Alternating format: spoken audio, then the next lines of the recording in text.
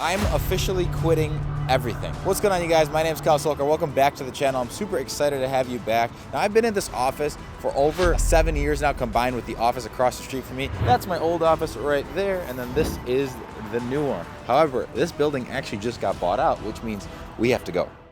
When I first built this office, well, we had the downstairs, and we thought it would be a good idea to build the upstairs. And in any business, scaling and doing more things always seems like a good idea, which at the time it was.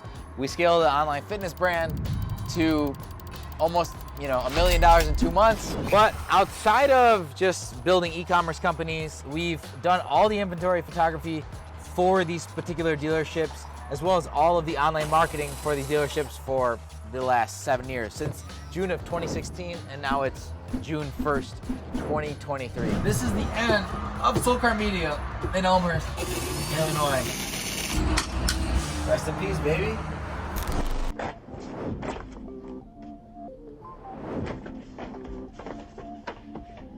Officially done.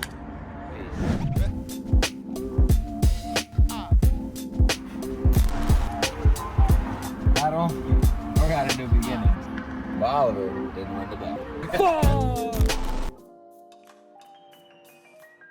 So yes, I am quitting absolutely everything, sort of. Today we're actually in what is my home office slash studio slash whatever you want to call it. So as you guys saw, we were just in Elmhurst, Illinois at my old office, which I've shot a ton of videos at, and I built it into a fulfillment center slash office where we had up to 5 to 6 employees at a time. I have been there for the last 7 years. Like I mentioned, I actually started at Elmhurst BMW and Jaguar doing all of their online marketing back in June of 2016. It was there where I really built my whole marketing career, pivoting out of the background I had in computer sales and phone sales and all that different stuff.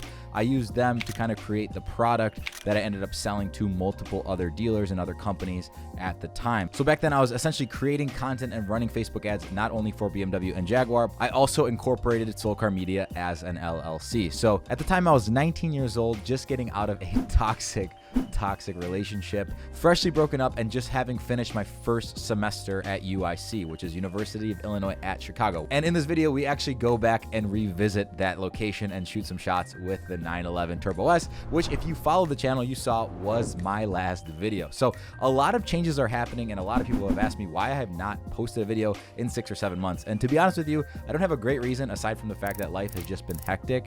And outside of quitting that whole area of my life, what I do want to let you guys know as viewers and subscribers is that why I'm quitting that is because I want to go more all in on myself, bringing content to you guys. Now, for the last 7 or so years of building this business and having these bigger clients, I've always focused first on them. It's always bringing them the best content, always putting them first. And to be honest with you, it's a fantastic way to build a big business. But there comes a time in life where you have to realize what got you here won't get you there. Now, to be honest with you, I planned on leaving quite a few years ago, but I had a pretty solid setup with the fact that we shot all of the inventory photos downstairs with our company, Soul Car Media. We ran all the marketing for the company and for 2 different dealers. And then on top of that, I leased the space from them at a pretty significant discount for the area. Now, that kept me probably a couple years longer than I need to be. But the problem here is that I really did not need the income. And I'm not saying that from a space of having all this money and not needing it, but I didn't need it in the relation of the amount of effort it took from me and the amount of peace it stole from me. Now I'm 26, guys. I've been in business since I was 11 years old. I started with an iPhone repair company back then. It eventually led into wholesaling computers and then a little bit of cars. And then I eventually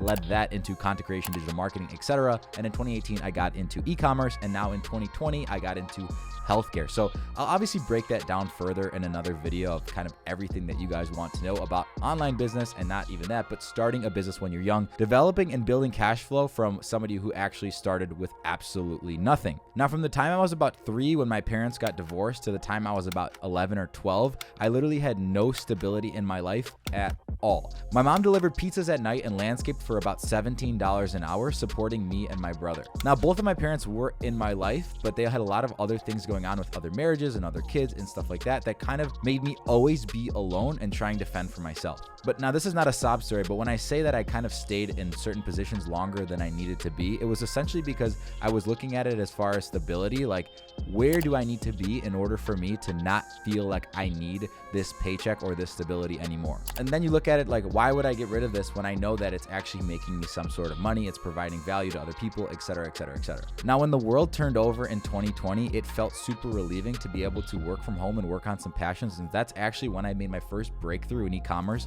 and crossed 7 figures. I built an online fitness company at the end of February of 2020, and it exploded online between Facebook, Instagram, and a ton of paid ads from those months until about June, July that year. Now, that really showed me what was possible with e-commerce and how I can bridge using my skill set for not only providing it as a customer solution or service, but actually building my own brands and making them worth multiple 7 figures. Now, once again, this is something I definitely want to go into more detail in future videos, and I definitely will. But for now, if you want to look into Shopify, which is what I use for all of my e-commerce websites, you can sign up at the link below for $1 for the first 3 months, which is quite an awesome offer. I use it every single time I start a new store, and I give it to all my friends so they save that money. Instead of $39.99, it's $1. So they're not sponsoring this video, but I am an affiliate with them. So if you want to do that, you can do that below. So from 2020 to 2023, you guys probably saw with the channel, I was buying and selling quite a few cars just because of the market demand for them. Now, every time I bought a car, if I just toyed around with selling it online, it seems like it would just sell. People wanted them like hotcakes. Now, do I think that's still the case today? Absolutely not. I think everything is super duper stale. But back then, a bunch of the cars I had on the channel featured, I would literally throw them up for obviously either a profit or a break-even amount, and they would sell literally within a week or two. I literally could not hold on to these cars. Now, that was something where I have obviously a passion for buying, restoring, and curating cars, especially BMW M3s and other, nowadays the Porsches and stuff like that. However, do I think it's the most effective use of my time? The answer is probably not. The same reason I stopped fixing phones back in 2011 or 12 and stopped wholesaling computers, etc., it all dialed down to one thing.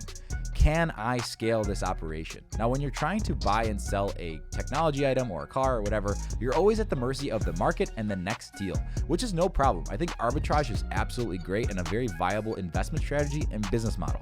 However, do I think it's the best use of the time and energy of the 4 units of scale, which are capital, labor, media, and code? The answer is, once again, no.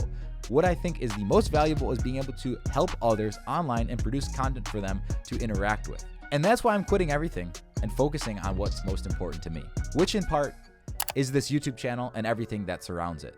The reason I care so much about film and video is because I feel like you can film something one time and you could share it with everyone else. And the problem is I was using that to sell other clients, but I wasn't even able to do it consistently for my own self. So that is why I'm quitting absolutely everything and I'm doubling down on my online businesses and on my online presence because I care about it more than anything. I want to share my thoughts, experiences, and business knowledge with you so it can help you break past barriers. I don't want to just continually focus on helping other random businesses scale because the ability for that to compound is very, very low. And I feel like everything in life, you should focus on compounding every single day. Even if it's 1%, that is my #1 focus. And I think that's a great lesson for everyone to remember just in general. A lot of the times in life we have these regrets, but you should often try and see what's on the other side. And it's funny because when I was a kid, I come from a half European, half Indian, like the dot kind descent.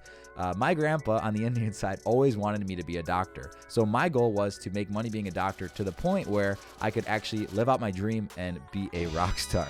So that unfortunately didn't happen, but essentially what being a rock star is being able to share your creations and creativity with the world. Now you guys can see I still love my instruments and I still love playing the guitar. Unfortunately, that's not how life panned out for me, but I feel like in a little bit of a way, I was able to build a big enough base for myself to be able to start focusing on what I enjoy the absolute most. Now you guys know on this channel, you've probably seen it time and time again. Everyone asks, why'd you sell that? Why'd you sell that? And the answer is I don't want to lose money because the only reason I was able to grow from the time I was 11 to now was the fact that I kept everything in circulation. For example, if I bought a car and sold it, I wasn't losing money. And if I don't lose money, I could keep growing and growing and growing and take bigger and bigger and bigger risks.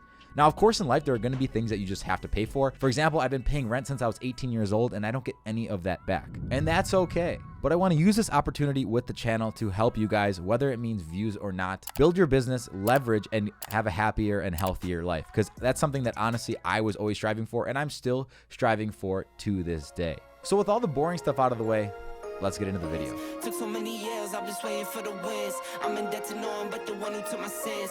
I do it for real, there's no reason to pretend. If I do it once, I do it again. This is my 2014 991.1 911 Turbo S that I've officially owned for now 9 months. In this video, we're not only gonna go over some lifestyle changes, but we're also gonna go over the changes I made to this car since you guys saw the last video of me picking it up, driving it back from Alabama, and getting it here to the beautiful city of Chicago. So as you guys saw when I picked up the car, it had about 51,000 miles. Now on a 700 horsepower car that's black, that means that there's probably a good amount of wear and tear. Now, I will say this car was in pretty spectacular condition when I bought it for the year and miles. Now coming on about 9 years old, which sounds crazy. Now straight away you guys can see this car does have the Rohana RF series wheels. The wheels actually used to be bronze. That's before it had the GZ3 RS steering wheel as well, and a couple of other things. But one thing I did see that was already installed on this car back 6, 7 plus years ago were the gross aftermarket side skirts. Now you guys saw me in the last video explain to you my demise for the skirts. Do I think they look bad at all angles? No. Did they look horrible at some angles? Yes. And were they very, very beaten up and made out of fiberglass, cracked, etc.? Absolutely. So the problem with those side skirts was that they were installed with some level of contractor RTV. The same thing you'd use to glue something to your house that you never wanted to come off, that's what they use. So we spent about 15 hours safely removing that from the paint without causing any damage. However, underneath the side skirts, there was no clear bra, which meant that we had to essentially re-clear bra this whole entire section because it used to go to right here. So essentially when those were taken off, we also took out a small little dent right here in the door. I also had the whole rest of the car paint corrected, the doors, the quarters, everything else. So since this whole front clip was clear bra'd, and none of this was clear bra'd, it was all black, and I had to redo this whole quarter panel. I just decided to clear bra the whole entire rest of the car. That includes the doors, that includes the quarter panels, and that includes the rear bumper as well. The roof is glass, so that really doesn't need anything. So essentially, after the door was done, we had to clear bra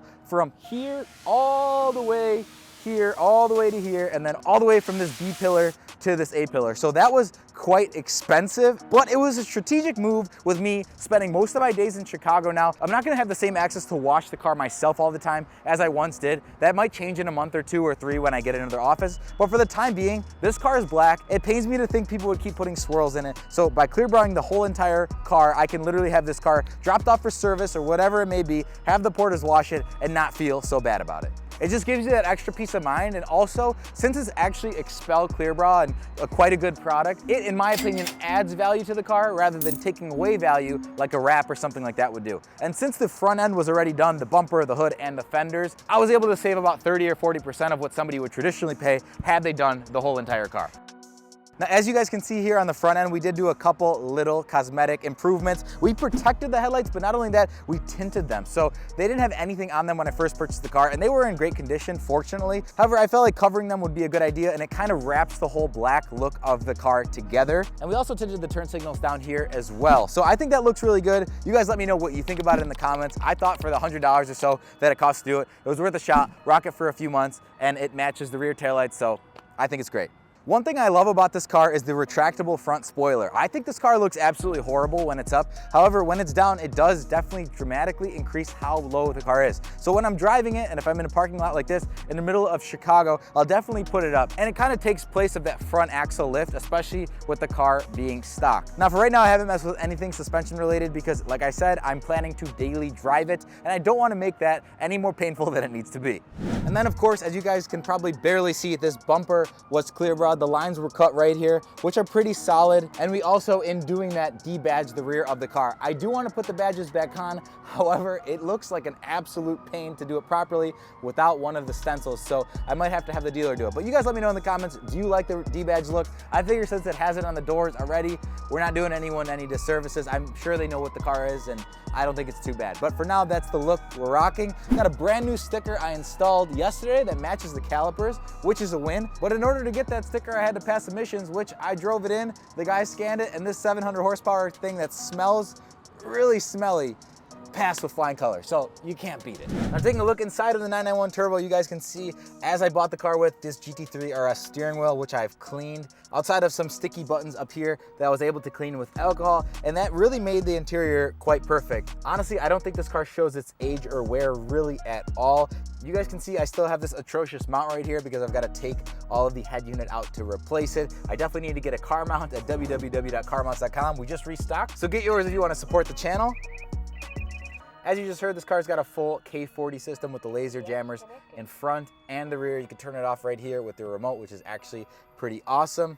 So one thing that really brought this car up to 2023 standards was the integration of Apple CarPlay. Now, one of my best friends, Sean, over at Raise Electronics in Bloomingdale, installed this for me. You actually have to take the whole unit out and install and solder in some kind of module. However, it works pretty dang well considering this is a 2014. It's got a full touchscreen integration. You can swipe, slide, all that good stuff. And then on top of that, you've got Waze and all the other good stuff, messages, etc., stuff like that, depending on what you're into. The reason I really love the CarPlay is, number one, you can use it plugged in or wireless. Number two is you can see your Spotify and all that stuff up here, change the songs, go through your playlists and stuff like that. And then honestly, when I use this car to actually commute and stuff like that, I use Waze all the time. And the fact that it integrates perfectly with Waze and gives you everything live updates right here is really, really nice, especially paired with the adaptive cruise control in the front. Honestly, out of all the cars I own, this one is my favorite to be stuck in traffic with. I've got heated and cooled seats depending on the weather. I've got Waze nicely integrated, and I've got that adaptive cruise controls, and that allows me to essentially not touch the brake or the gas in traffic, which I absolutely love. It sounds counterintuitive to have a sports car like this and use it for commuting, but I will say that's one of the beautiful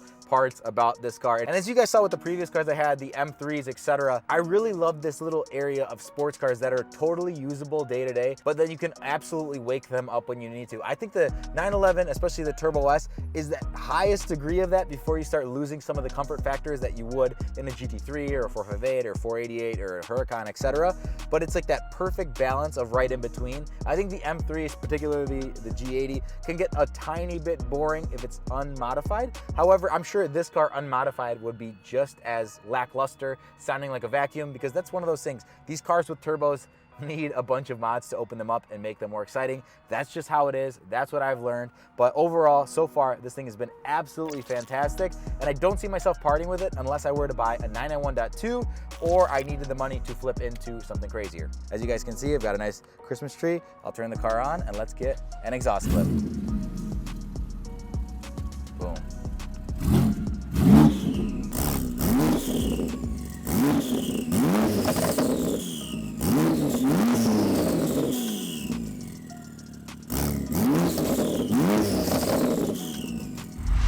So far, I'm absolutely loving this car. I put about 5,000 miles on it since I've owned it, and I'm going to keep it for the foreseeable future. So I'm excited to bring more of it to the channel with you guys, show you guys how it shoots flames and all that good stuff. So I hope you guys really enjoyed this video. We've got a house project in the works and a bunch of other rebuilds that we're going to be bringing to the channel. So stay tuned and stay updated. Like this video if you liked it, dislike it if you did not. Subscribe, it would mean the absolute world to me, you guys. Catch you in the next one. Peace.